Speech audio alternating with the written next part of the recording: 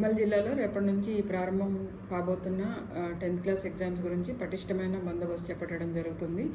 అన్ని police forces alert చేశాము. తర్వాత ప్రతి కేంద్రం దగ్గర కూడా 144 సెక్షన్ అమల్లో ఉంటుంది కాబట్టి దగ్గరలో ఎవరు గుమిగూడడం కానీ ఏదైనా యాంటీ సోషల్ యాక్టివిటీస్ చేయడం కానీ చేయకూడదు.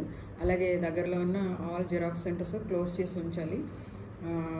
ప్రతి రకమైన ఏ రకమైన ఇబ్బందులు తలెత్తకుండా అన్ని రకాలుగా మేము పటిష్టమైన భద్రతా చర్యలు చేపట్టాం.